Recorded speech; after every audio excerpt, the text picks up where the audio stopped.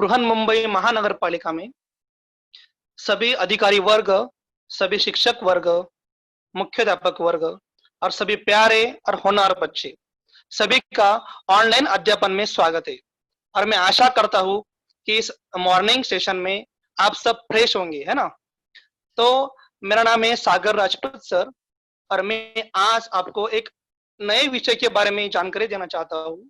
आपने सुना होगा लेकिन उसका डीपली अध्ययन नहीं किया होगा। 5वीं तक तो ये विषय नहीं था हमें, लेकिन अभी 6ठी से हमें विषय है। इस विषय का नाम है जियोग्राफी, मतलब भूगोल। देखिए, भूगोल एक ऐसा विषय है, बहुत सभी विषयों में सबसे इजी विषय भूगोल है, लेकिन सबसे इजी कब हो जाएगा उसके लिए हमें कुछ चीजों का ध्यान रखना पड़ेगा और ऐसे कुछ साधन है, उस साधनों का इस्तेमाल करना पड़ेगा। अब ये साधन कौन से है आप लोग मुझे बताएंगे और आप लोग को भी पता है। देखिए, भूगोल विषय में उसका डीपली स्टडी करने के लिए, भूगोल विषय में सकोल से अध्ययन करने के लिए ऐसे कुछ साधन हैं जो हम रोज इस्तेमाल करते हैं भूगोल विषय में। सिर्फ किताब पढ़कर ही भूगोल विषय का अध्ययन नहीं किया जाता है। इसके लिए कुछ ऐसे साधन होते हैं जिस साधन से हम किसी भी देश, कोई भी महाद्वीप, कोई भी महासागर, कोई भी नदी, कोई भी पहाड़, कोई भी झील, कोई भी गांव, कोई भी जिला, कोई भी राज्य, कोई भी तालुका हम कम समय में और तुरंत देख सकते हैं ऑब्जर्वेशन करके। अभी ये बातें हम किस में देखते हैं? तो बच्चों रेज योर हैंड्स और एक मुझे आंसर बताओ, कौन से साधन का हम उपयोग करेंगे भूगोल विषय की जानकारी लेने के लिए? बोलिए।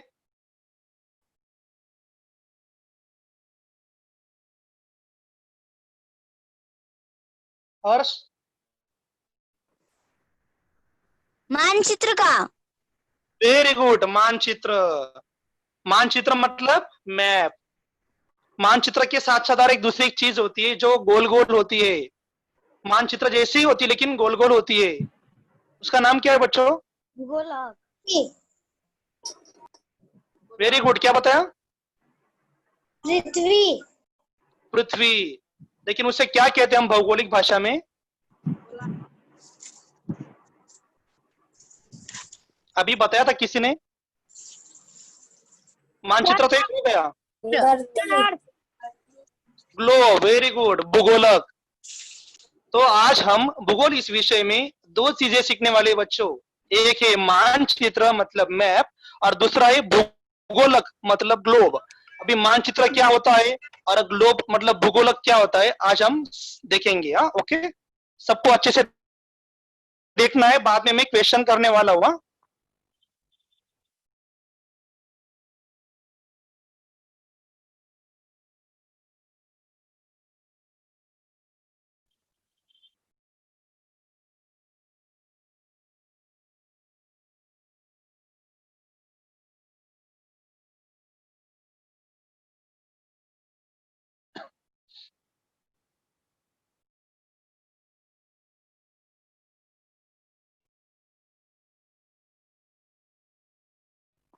देखिए बच्चों, सबको दिख रहा है? सबको दिख रहा है? हेलो? Okay, very good. हमारा आज का विषय है भूगोल और हमारे पाठ का नाम है, जैसे आप लोगों ने ही पाठ का नाम बताया अच्छे से, पाठ का नाम है भूगोलक, मानचित्र और क्षेत्रफल। तो सबसे पहले हम भूगोलक क्या है जानेंगे, उसके बाद मानचित्र क्या है जानेंगे और उसके बाद क्षेत्रफल। ओके, तो अभी मानचित्र। मानचित्र मतलब मैप होते हैं। तो मानचित्र सबसे किसने तैयार किया? पूरी दुनिया का, पूरे संसार का और पूरे विश्व का मैप किसने तैयार किया तो हम देखेंगे। पूरे संसार का, विश्व का मैप 6वीं शताब्दी में ईस्वी सन पूर्व 546 में एनेक्सिमेंडर इस साइंटिस्ट ने किया था। पूरी दुनिया का उसने मैप बनाया था। पहले बड़ा सा मैप था, अभी तो मैप छोटे छोटे होते, पहले उसने पूरी दुनिया का मैप बनाया था। देखो, प्राचीन काल में 6ठी शताब्दी में ईस्वी सन 546 पूर्व एनेक्सिमेंडर इस नाम का एक साइंटिस्ट था, उन्होंने मैप बनाया था। उसका ऐसा मानना था कि ये जो दुनिया का मैप है, मतलब हमारी दुनिया जो है सिलेंडर की तरह है। हमारा जो गैस सिलेंडर होता है ना, आयतन शेप का होता है, घनफल शेप का होता है। तो उसका वैसा मानना था कि हमारी जो दुनिया है पूरी वैसे ही सिलेंडर के आकार की है, सिलेंडर की शेप की है। तो उसने पहला मैप बनाया पूरे दुनिया का। ये हो गई दुनिया की बात। लेकिन हम लोग तो इंडिया में रहते हैं, हमारे भारत देश में रहते हैं, हिंदुस्तान में रहते हैं। तो हमारे हिंदुस्तान का मैप नीचे देखिए। तो हिंदुस्तान का मैप 1752 में एनेविले इस सेंटर साइंटिस्ट ने बनाया था। एनेविले इस साइंटिस्ट ने, देखिए तिरंगा, हमारे तिरंगा का मैंने जानबूझकर वहां कलर लिया है ताकि आपको जल्दी समझ में आएगा तिरंगा, क्योंकि तिरंगा हमारे इंडिया का ही फ्लैग, ये झंडा है। तो ऊपर ऑरेंज, बीच में व्हाइट और नीचे ग्रीन, और बीच में अशोक चक्र ब्लू कलर का। तो हमारे इंडिया का जो मैप है, जो अंग्रेजी साइंटिस्ट थे एनेवेला, इन्होंने बनाया। अभी मैंने संसार का मैप की जानकारी दी, पूरे वर्ल्ड मैप की और इंडिया के मैप की। अभी हम आगे देखेंगे कि मानचित्र होता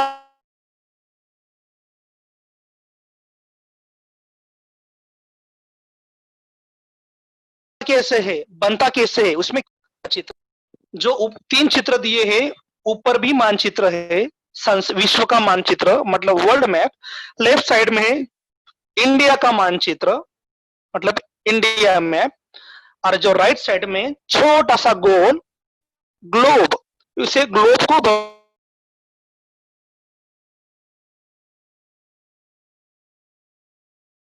भौगोलिक भाषा में कहते हैं भूगोल का जो चित्र है, इसे देखेंगे। आज हमें यही सीखना है बच्चों, मानचित्र में कौन कौन सी चीजें होती है। अगर आपको आज समझ में आ गया कि मानचित्र में कौन कौन सी चीजें होती है, मानचित्र में हम क्या क्या देख सकते हैं, मानचित्र को हम कैसे पढ़ेंगे, अगर आपको ये चीजें समझ में आ गई तो आप भूगोल विषय का बहुत आसानी से स्टडी कर सकते हैं और ज्यादा अंक पा सकते हैं। और ये स्टडी आपको जिंदगी भर काम आएगी। जहां जब भी आप एग्जाम दोगे स्पर्धा परीक्षा की, तब भी आप काम आएगी। मतलब आपको 12वीं और ग्रेजुएशन तक स्टडी काम आएगी, क्योंकि भूगोल है। तो ऊपर का जो मैप है, इसमें हमें दिखाई दे रहे हैं 7 महाद्वीप, जो ऑरेंज कलर के बीच में ब्लैक कलर में लिखे हैं। तो सबसे पहले मानचित्र में हमें दिशा मालूम होना चाहिए।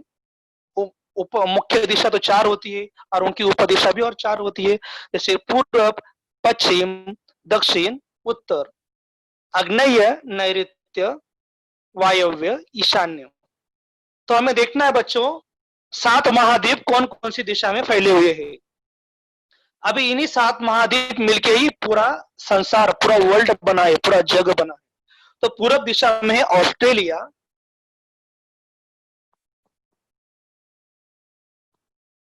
पूरब दिशा में है ऑस्ट्रेलिया, एशिया।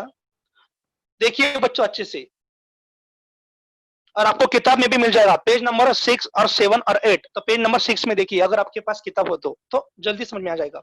पूरब में है ऑस्ट्रेलिया, एशिया, उत्तर में है यूरोप, पश्चिम में है उत्तर अमेरिका, दक्षिण अमेरिका, और दक्षिण में है अंटार्कटिका। ये 7 महाद्वीप हो गए। और इन 7 द्वीपों से हमारा जो महाद्वीप है एशिया है। एशिया में हमारी जो कंट्री है भारत। ओके, तो ये हो गए 7 महाद्वीप जो मैंने आपको नाम बताए। एक बार फिर से रिवाइज करते हैं, बाद में मैं सवाल करने वाला हूं। पूरब में है ऑस्ट्रेलिया, राइट साइड में एशिया, ऊपर देखिए उत्तर दिशा की ओर यूरोप, पश्चिम दिशा की ओर उत्तर अमेरिका और दक्षिण अमेरिका, और दक्षिण दिशा की ओर सबसे नीचे अंटार्कटिका। यह हो गए हमारे 7 महाद्वीप। इसके बाद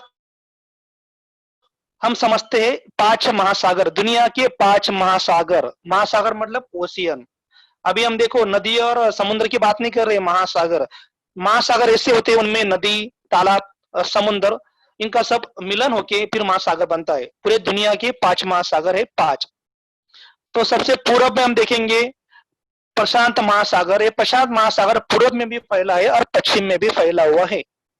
उसके बाद हम देखेंगे दक्षिणी महासागर, वो दक्षिण दिशा में है। बहुत आसान है समझने के लिए, दक्षिण दिशा में दक्षिण महासागर, पूर्व और पश्चिम दिशा में प्रशांत महासागर।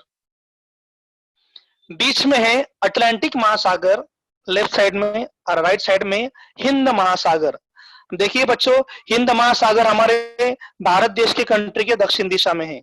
अभी हमारा भारत देश कहाँ है आपको दिखाऊंगा मैं बाद में। एशिया नाम के बिल्कुल नीचे जो नोक है त्रिभुज के आकार की, वह है हमारा इंडिया। तो उसके नीचे है हिंद महासागर, अटलांटिक महासागर, प्रशांत महासागर, दक्षिणी महासागर और ऊपर उत्तर दिशा की ओर कॉर्नर में लेफ्ट साइड में आर्कटिक महासागर। ये हो गए 5 महासागर। तो हमने मानचित्र में क्या किया, पूरी इस मानचित्र में पूरी दुनिया को समा लिया है, मतलब 7 महाद्वीप और 5 महासागर। अगर ये हम जानकारी ठीक से लेंगे तो हमें समझ में आ जाएगा कि हमारी दुनिया कैसी है और हम कम समय में जानकारी ले सकते हैं। ये हो गया मानचित्र। मानचित्र का आकार देखिए बच्चों, मानचित्र गोल नहीं होता है, मानचित्र स्क्वायर शेप में होता है, मतलब लंबाई और चौड़ाई, लंबाई और चौड़ाई मिलके बनता है क्षेत्रफल। तो लंबाई और चौड़ाई मिलके बनता है मानचित्र। दूसरा मानचित्र है इंडिया का। नीचे देखिए ब्लैंक दिया है मैंने, ब्लैंक इंडिया का मैप है। इंडिया के मैप को बारीकी से देखिए, अच्छे से ऑब्जर्वेशन कीजिए। अब अभी इंडिया का मैप, इंडिया में कुल अभी 28 राज्य है और 9 केंद्र शासित प्रदेश है। अभी हम देखेंगे कौन कौन से राज्य है। ये है 28 राज्य, आंध्र प्रदेश, अरुणाचल प्रदेश, असम, बिहार, छत्तीसगढ़, गोवा, गुजरात, हरियाणा, हिमाचल प्रदेश, झारखंड, कर्नाटक, केरला, मध्य प्रदेश, महाराष्ट्र, मणिपुर, मेघालय, मिजोरम, नागालैंड, ओडिशा, बंगाल, पंजाब, राजस्थान, सिक्किम, तमिलनाडु, तेलंगाना, त्रिपुरा, उत्तर प्रदेश, उत्तराखंड, पश्चिम बंगाल। ये 28 राज्यों, ये 28 राज्यों को किसमें मिक्स किया गया है, हमारे इंडिया के मैप में। अभी आप सोचेंगे सर पहले तो 29 राज्य थे, अभी 28 कैसे हो गए?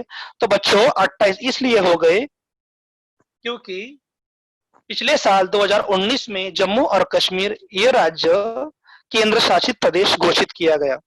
मतलब पहले हमारे 29 राज्य थे, उत्तरी दिशा में एक राज्य था जम्मू और कश्मीर और उसके बगल में लद्दाख, लद्दाख लेकिन राज्य नहीं था, लद्दाख की सीमा थी। तो जम्मू कश्मीर जो राज्य है केंद्र शासित प्रदेश उसको बना दिया गया। तो अभी फिलहाल 28 राज्य है और 9 केंद्र शासित प्रदेश है। अभी हमें राज्य 28 राज्य, 9 केंद्र शासित प्रदेश, हमारे 7 महाद्वीप, 5 प्रशांत महासागर, इसकी जानकारी अगर हो गई तो समझ लेना बच्चों आप भूगोल विषय में, भूगोल विषय का अध्ययन अच्छे से कर सकते हैं। तो मैप में क्या होता है बच्चों, मानचित्र में हम अलग अलग देशों का, अलग अलग राज्यों का, अभी देश कौन कौन से होते हैं, America, Australia, America, Australia, Mexico city, Vatican city, Russia,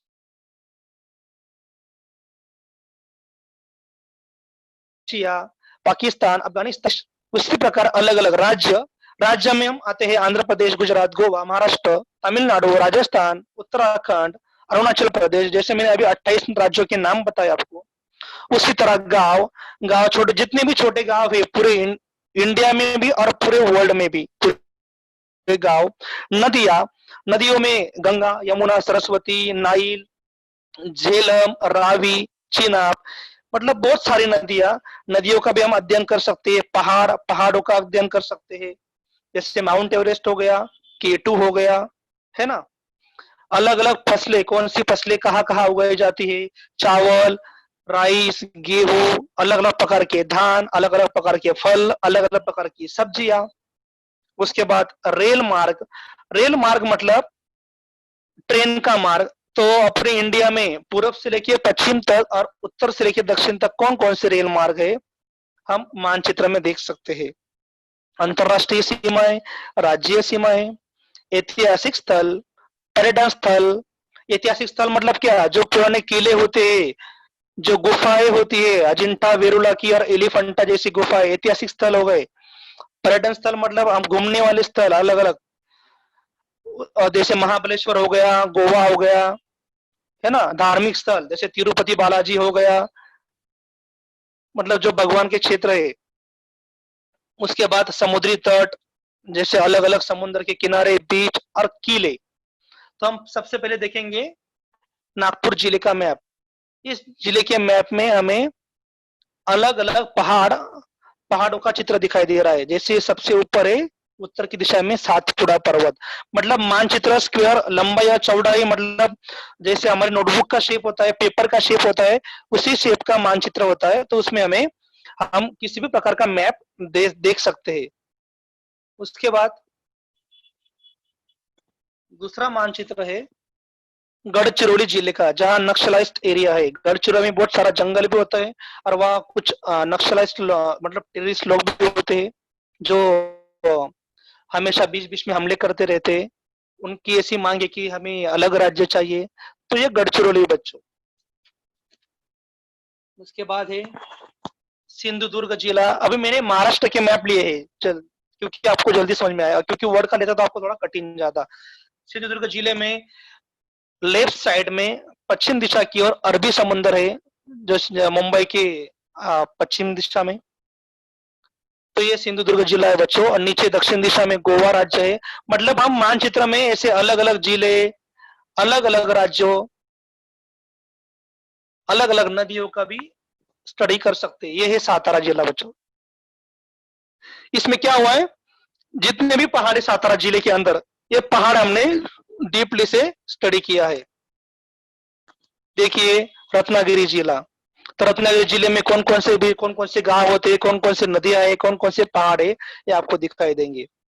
अब ये है लौह मार्ग, ये सबसे इंपॉर्टेंट पॉइंट है।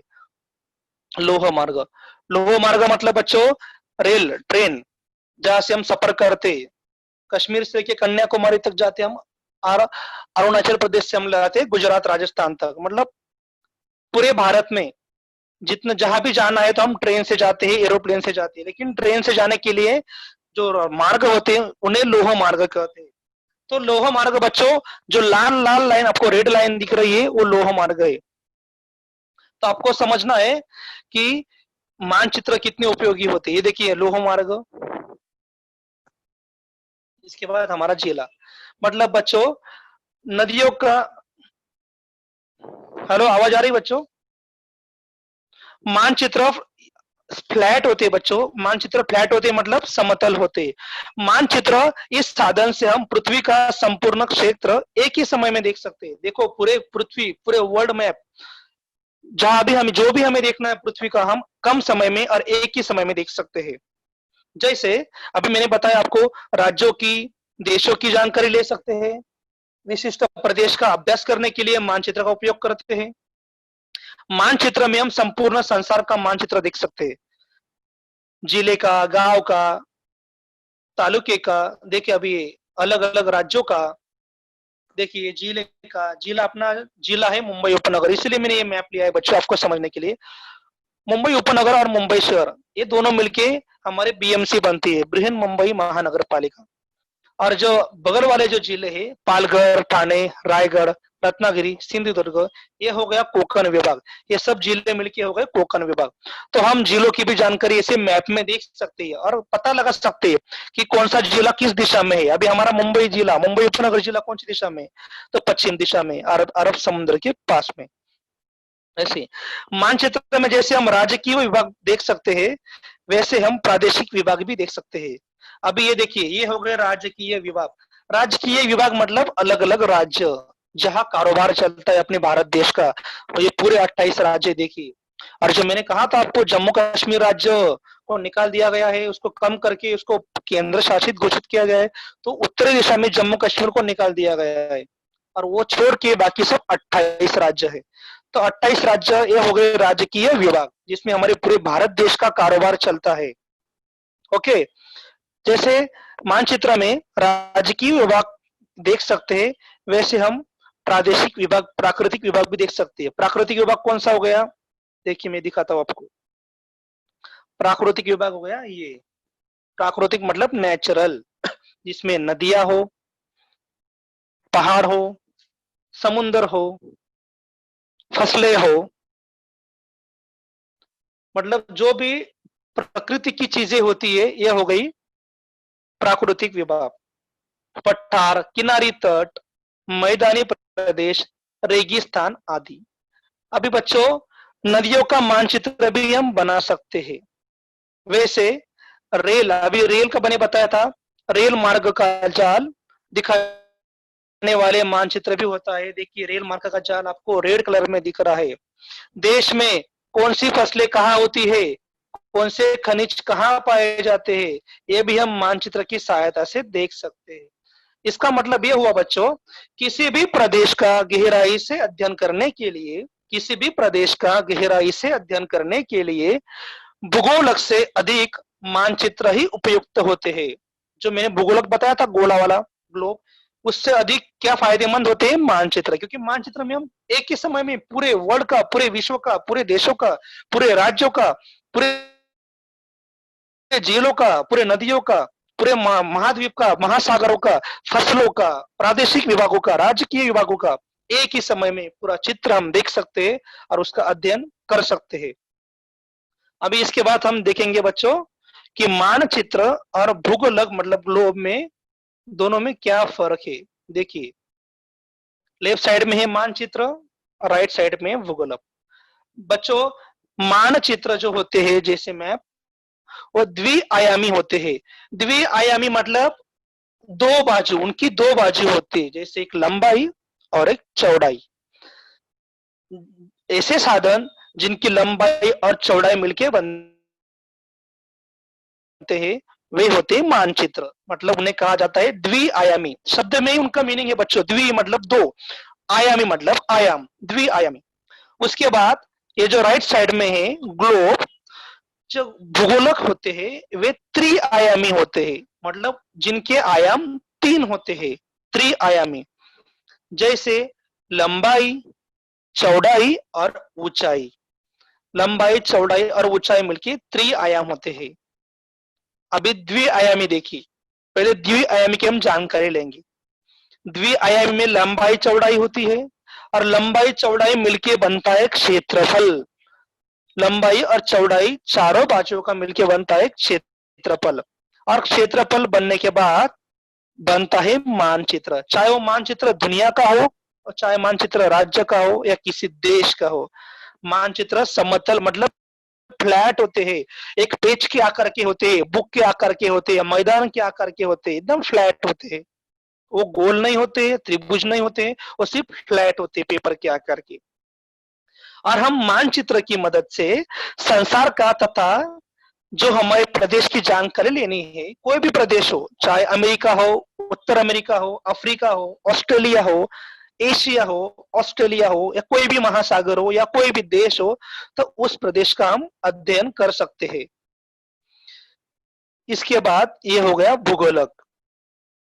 भूगोलक में मैंने अभी कहा बच्चों, लंबाई, चौड़ाई और ऊंचाई होती है। तो लंबाई, चौड़ाई और ऊंचाई मिलके बनता है आयतन, मतलब घनफल।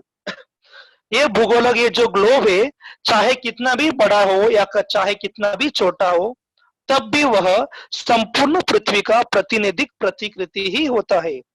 देखिए, ये चाहे कितना भी बड़ा हो या चाहे कितना भी छोटा हो, ये संपूर्ण पृथ्वी का प्रतिनिधिक प्रतिकृति ही होता है। इसमें पूरे पृथ्वी जैसा गोला बनाया जाता है। लेकिन इसमें क्या होता है बच्चों, हम हमें पूरे पृथ्वी का, पूरे वर्ल्ड का, पूरे जग का, किसी राज्य का पूरी तरह से अध्ययन नहीं कर सकते। क्यों? क्योंकि जब हम भूगोलक देखते हैं, जो गोला ग्लोब देखते हैं, जब देखते हो तो हमें सिर्फ सामने वाली बाजू दिखाई देती है, फ्रंट साइड दिखाई देती है। जब फ्रंट साइड दिखाई देगी तो हमें कोई महासागर दिखाई देगा, या अक्षांश रेखांश दिखाई देगी, या कोई महाद्वीप या देश दिखाई देगा। लेकिन बैक साइड, जो पिछली साइड है, हमें दिखाई नहीं देगी। तो इसलिए हम अच्छे से अध्ययन नहीं कर पाएंगे। अगर हमें पूरा अध्ययन करना है तो हमें वो गोला धीरे धीरे घुमाना पड़ेगा, राउंडेड करना पड़ेगा। जब हम धीरे धीरे राउंड करेंगे, घुमाएंगे, तब हम ठीक से जानकारी ले सकते हैं। लेकिन उसके लिए बहुत समय लग जाएगा और हमें कंटाला भी आएगा। लेकिन मानचित्र ऐसे होते, मानचित्र में हम एक ही समय में, एक झटके में देख सकते हैं कौन सा देश कौन सी दिशा में, कौन से महाद्वीप में, कौन सा महासागर कहाँ है, पूर्व दिशा की ओर क्या है, पश्चिम दिशा की ओर क्या है, उत्तर दिशा की ओर क्या है, दक्षिण दिशा की ओर क्या है, कितने महासागर है, कितने राज्य है, कितने देश कहाँ कहाँ फैले हुए, कौन कौन सी नदियां है, कौन कौन से रेल मार्ग है, ऐसे तुरंत जानकारी हम ले सकते। लेकिन भूगोलक में हम जानकारी ठीक से नहीं ले सकते। भले ही वो लंबाई, चौड़ाई और ऊंचाई से बना हो, उसका आयतन बना हो, लेकिन वो छोटा होता है और फ्रंट साइड ही दिखती है, बैक साइड उसकी दिखती नहीं है। तो बैक साइड देखने के लिए हमें घूमना पड़ता है। लेकिन इसमें हम एक ही समय में देख सकते हैं। या भी ये मानचित्र हम ऑफिस में देखते हैं, स्कूलों में देखते हैं, कॉलेज में देखते हैं, जो सरकारी दफ्तर होते हैं वहां देखते हैं, दीवारों पे लगे हुए होते हैं। तो जिले के मानचित्र देखते हैं हम लोग, देशों के देखते,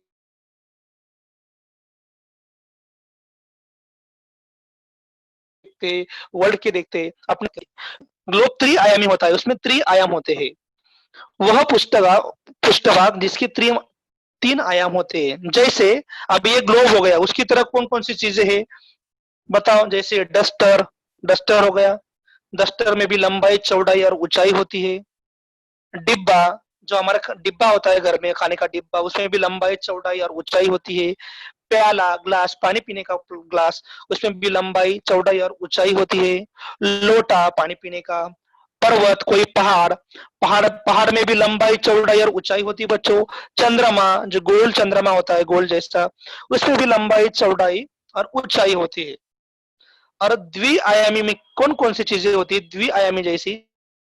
जैसे कागज हो गया स्क्वायर शेप में, अपना ब्लैक बोर्ड हो गया, जो ब्लैक बोर्ड आयत शेप में होता है, हम क्लास में पढ़ते हैं आयत और वर्ग शेप में, आकार में आयत हो गया। जमीन हो गई फ्लैट जमीन, जो हमारा ग्राउंड होता है, स्कूल में हम खेलते हैं बच्चों, जो ग्राउंड होता है फ्लैट समतल शेप में। कोई टेबल होता है, टेबल हम ऊपर से देखते हैं तो फ्लैट होता है। कोई हम बुक पढ़ते हैं, अभी आपके पास भूगोल की बुक होगी, भूगोल की बुक देखेंगे तो वो भी फ्लैट है, मतलब गोल नहीं है, फ्लैट है, समतल है। तो ये हो गए द्विआयामी, जिसमें सिर्फ लंबाई और चौड़ाई का उपयोग होता है। और ग्लोब में क्या होता है? लंबाई चौड़ाई और ऊंचाई का उपयोग होता है। अब बच्चों हम ग्लोब की बात करेंगे। ग्लोब से पृथ्वी की शीर्ष की जानकारी हम नहीं देख सकते।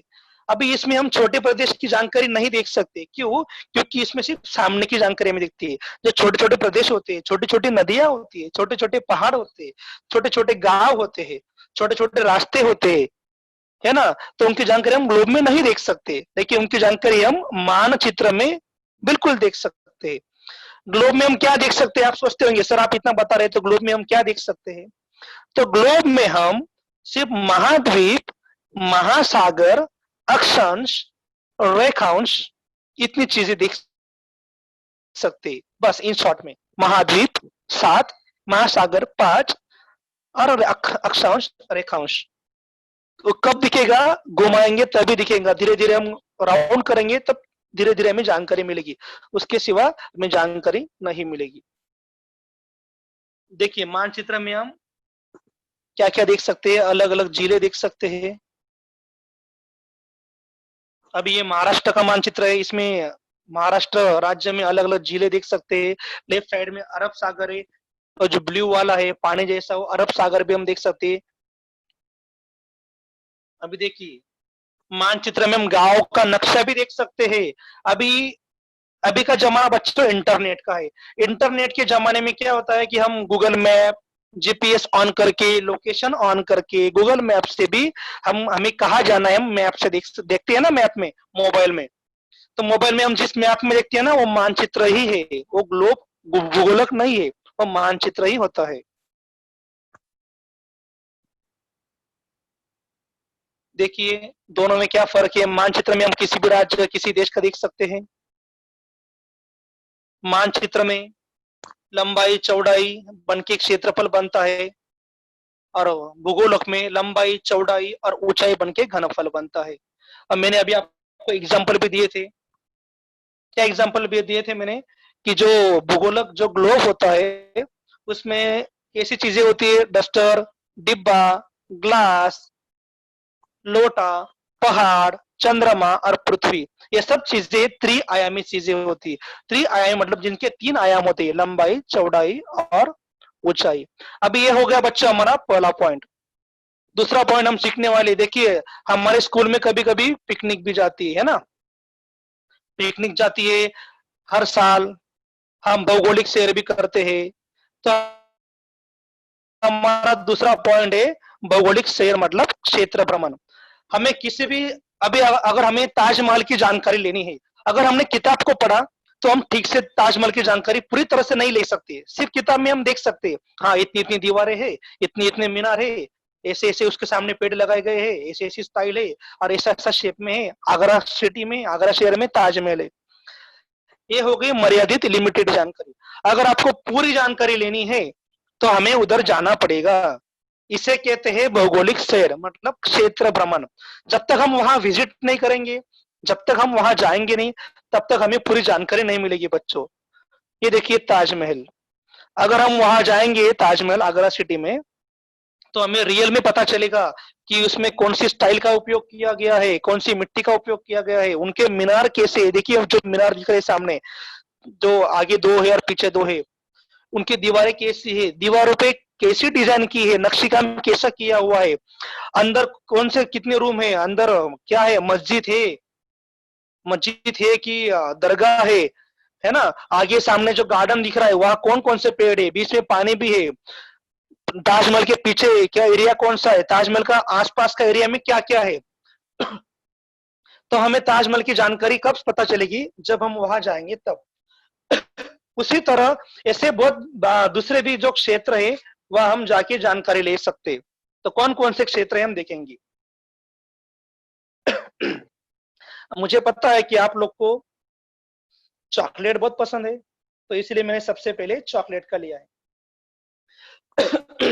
बच्चों, हम चॉकलेट खाते हैं, कैडबरी खाते हैं, हमें बहुत पसंद आते हैं, लेकिन चॉकलेट बनता कैसे है, कहाँ से बनता है, उसके लिए कौन कौन सी चीजें लगती है, मैन पावर कितना लगता है, हम देखेंगे।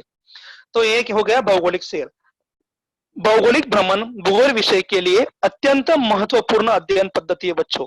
भौगोलिक भ्रमण, भौगोलिक सैर का है दूसरा नाम है भौगोलिक भ्रमण। भ्रमण मतलब घूमना, सैर मतलब जाना, घूमना, पिकनिक जैसा।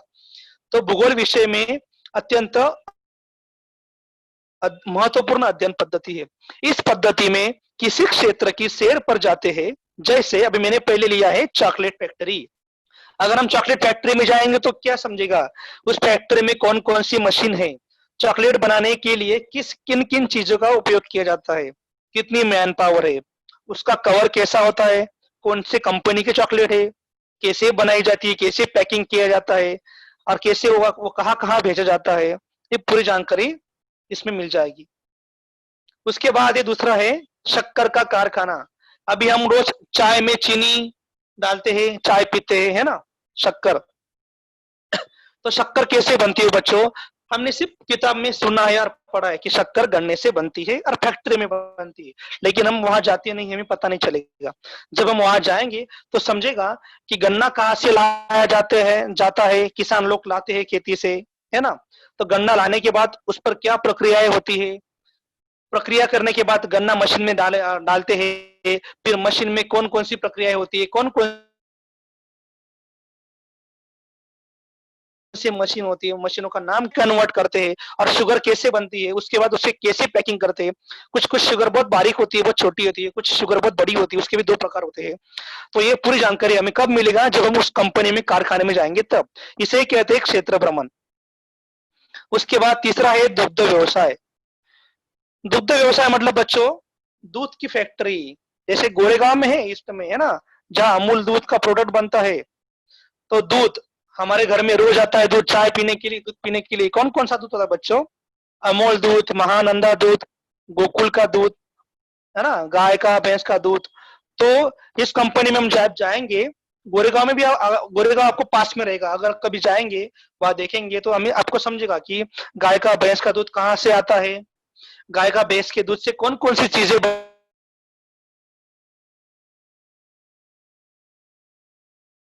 बनती है, जैसे बटर हो गई, कुल्फी हो गई, दही हो गई, छाछ हो गई, कैसे कैसे चीजें बनाई जाती है, कैसे पैकिंग किया जाता है, कितने लोग काम के लिए लगते हैं, है ना। दूध पर कौन सी प्रक्रियाएं करती है, जैसे एक प्रक्रिया करती है पाश्चराइजेशन। पाश्चराइजेशन करने पर दूध कैसे शुद्ध होता है, उसको गर्म करते हैं, उसके ऊपर मलाई आती है, मलाई से क्या बनाता है, मिठाई बनाते हैं। तो ये चीजें हमें कब से सीखने को मिलेगी, जब हम वहां जाएंगे तब सीखने की मिलेगा बच्चों। इसका मतलब क्या हुआ, जैसे शक्कर कारखाना, चॉकलेट का कारखाना, दुग्ध व्यवसाय, ऐसे बहुत सारे आगे बताने जा रहा हूं मैं। तो ये कब समझेगा हम, जब वहां जाएंगे तब।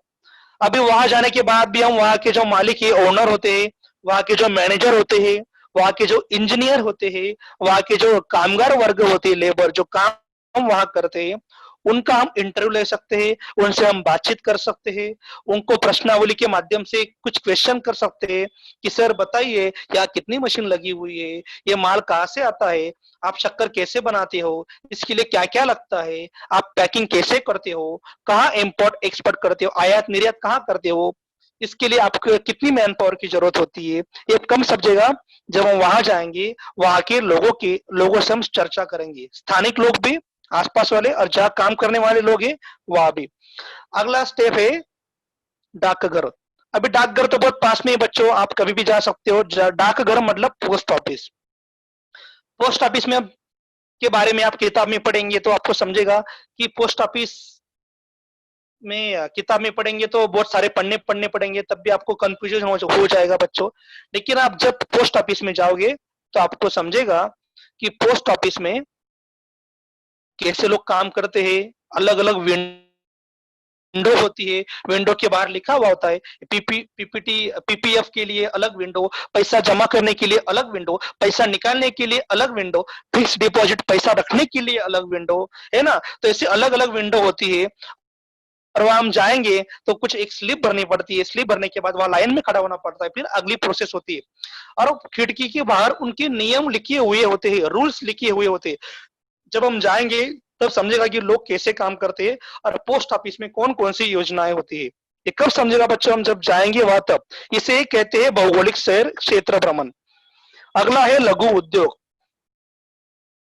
नीचे वाला चित्र है लघु उद्योग और ऊपर वाला चित्र है बस स्थानक। बस स्थानक में हम बस में तो प्रवास करते हैं, लेकिन हम कभी कभी देखते नहीं है कि बस कौन सी है, बस का नाम क्या है। हम सिर्फ बैठ जाते हैं, टिकट निकालते हैं, चले जाते हैं अपने घर, उतर जाते हैं अपने स्टॉप पे।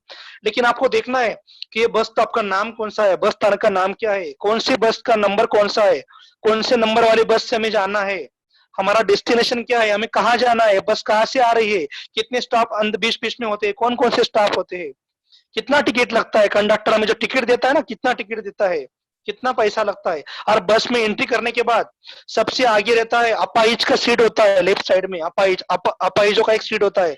उसके बाद कंडक्टर का होता है, उसके बाद लेडीज महिलाओं का सीट होता है, उसके बाद सब जेंट्स लोग पीछे बैठते हैं। मतलब सबसे पहले महत्व दिया गया है अपाइज को, उसके बाद महिलाओं को, फिर बाकी लोग बैठते हैं और कंडक्टर टिकट निकालता है। हमें ऑब्जर्व करना है कि कौन से लोग कहाँ कहाँ बैठ रहे हैं, बस कहाँ से आ रही है, कहाँ से जा रही है, उसका नंबर क्या है, उसका नाम क्या है। ये कब समझेगा बच्चों, जब हम वहां जाएंगे, विजिट करेंगे और देखेंगे तब। घर पे पढ़ेंगे तो पढ़ेंगे लेकिन इतना समझ में नहीं आएगा, डीपली नहीं समझेगा, लेकिन जब वहां जाएंगे तब समझेगा। नीचे है लघु उद्योग।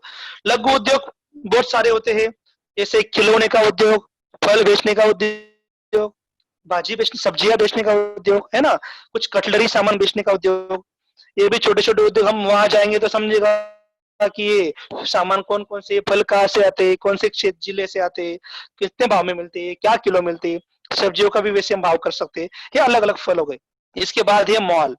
देखिए बच्चों, मॉल में जाते हैं तो मॉल में चीजें बहुत महंगी होती है, महंगी मिलती है चीजें, क्योंकि वहाँ एसी होता है, वहाँ के लेबरों का एसी का चार्ज लगाता है। मॉल में मूवी थिएटर भी होता है।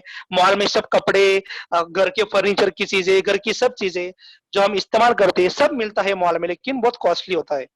तो ये भी हो गया क्षेत्र भ्रमण। कभी हम मॉल में जाएंगे तो समझेगा कि मॉल में क्या क्या चीजें होती है। उसके बाद ये समुद्री तट।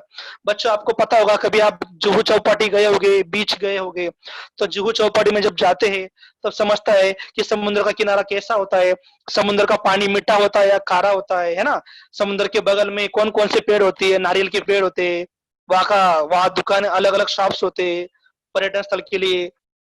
वहाँ कभी कभी ऊंटों की सैर भी की जाती है, पैराशूट की सैर भी की जाती है, और पहाड़ भी होते हैं समुद्र के बगल में, कभी कभी पहाड़ भी हम देख सकते हैं। मतलब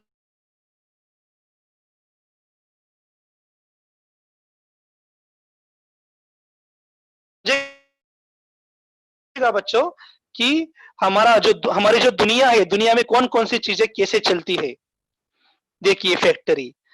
फैक्ट्री, जब फैक्ट्री में हम जाएंगे बच्चों तो समझेगा कि इसका, जब आप निरीक्षण करोगे तो समझेगा फैक्ट्री के अंदर कौन कौन सी मशीनें होती है।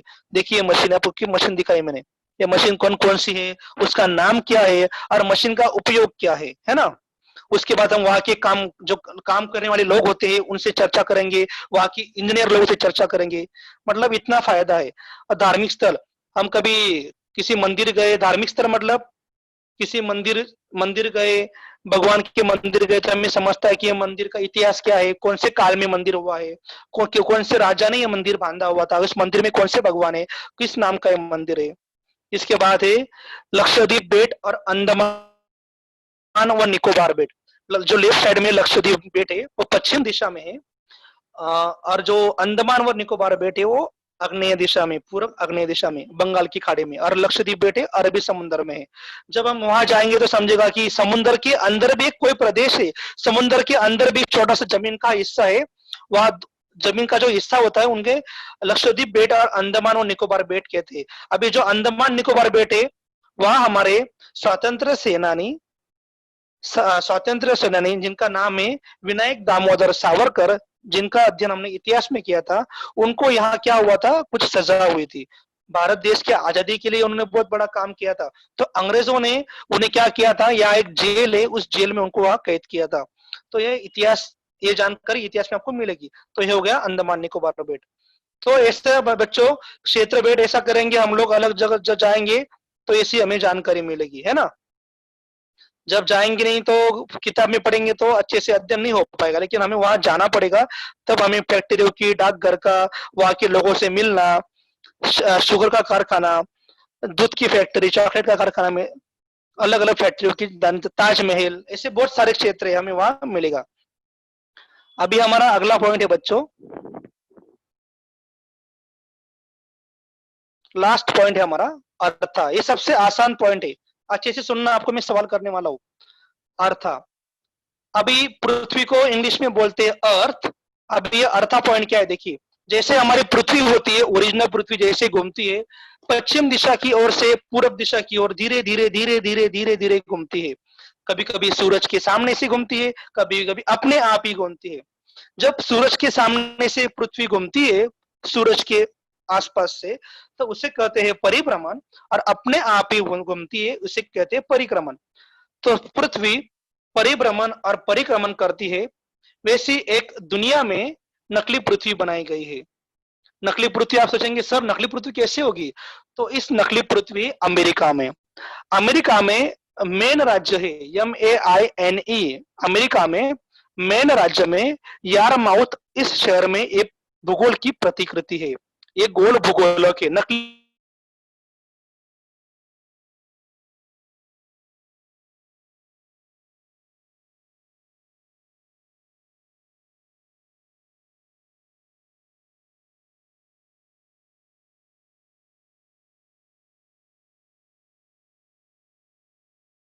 हेलो, आवाज आ रही है बच्चों?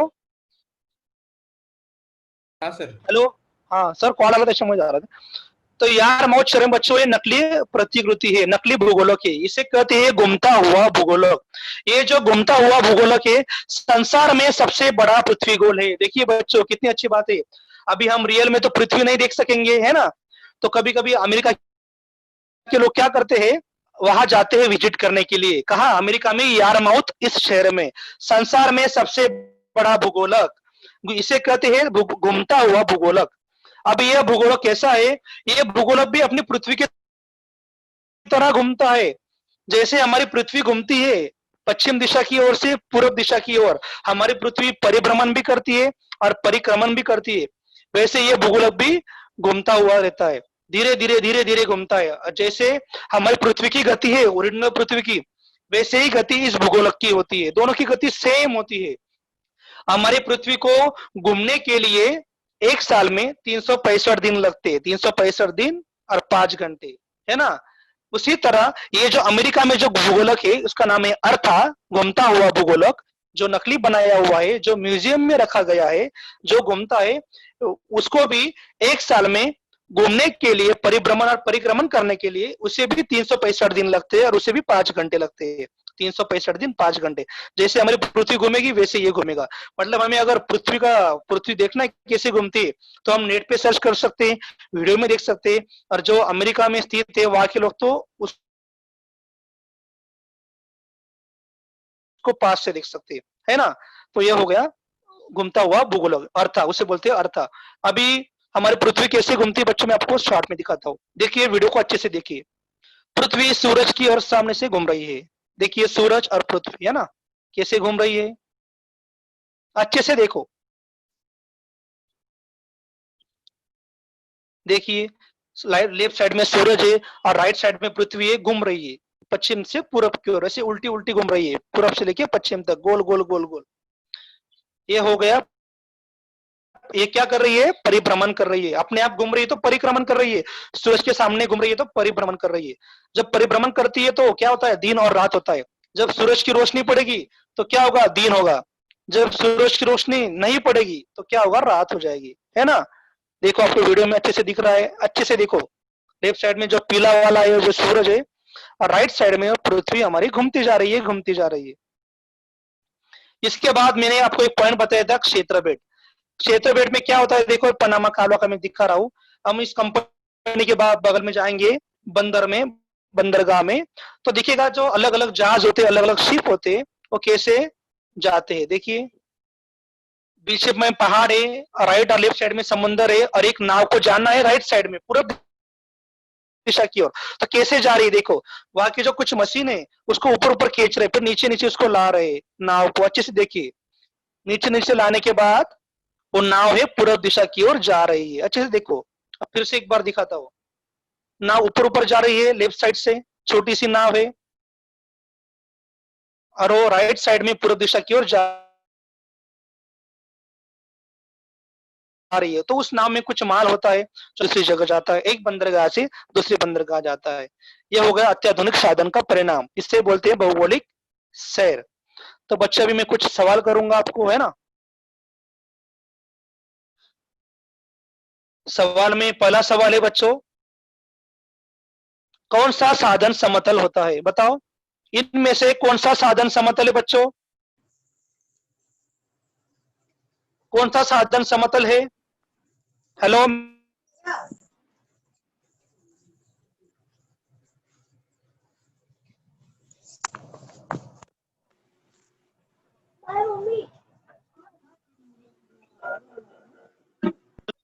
कौन सा साधन समतल है बच्चों? हेलो, हाँ बच्चों बोलिए। हेलो, चित्र में कौन सा साधन फ्लैट है, समतल है? मानचित्र या ग्लोब? मानचित्र। वेरी गुड, मानचित्र। मानचित्र। वेरी गुड, मानचित्र। दूसरा क्वेश्चन है, कौन सा साधन गोल है? कौन सा साधन गोल है? पृथ्वी। पृथ्वी। पृथ्वी को क्या बोलते हैं? अर्धगोलक। भूगोलक। Very good. अगला क्वेश्चन, किस साधन द्वारा आप पृथ्वी का पूर्ण क्षेत्र का एक ही समय में देख सकते हैं, एक ही समय में अध्ययन? मानचित्र। मानचित्र। मानचित्र। मानचित्र में हम एक ही समय में पूरा मैप देख सकते हैं ना। Very good. दूसरा, किस साधन द्वारा पृथ्वी का सिर्फ एक ही हिस्सा देख सकते हैं? एक ही हिस्सा, बोलिए। एक ही हिस्सा। गोलक। वेरी गुड, आपको समझ में आ गया। वेरी गुड, आपको समझ में आ गया। अभी इनमें से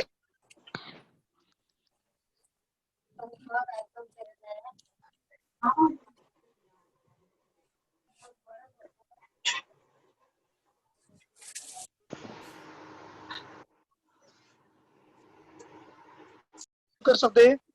नहीं तो पूछे तेरे बच्चा। बोलिए बच्चों। सर क्या बोल रहे हो? इनमें से ऐसा कौन सा साधन है, इनमें से हम किसी भी देश, किसी गांव का अध्ययन कर सकते हैं? मानचित्र। मानचित्र। Very good. अगला क्वेश्चन, किस साधन को पृथ्वी की प्रतिकृति कहा जाता है? किस साधन को पृथ्वी की प्रतिकृति कहा जाता है?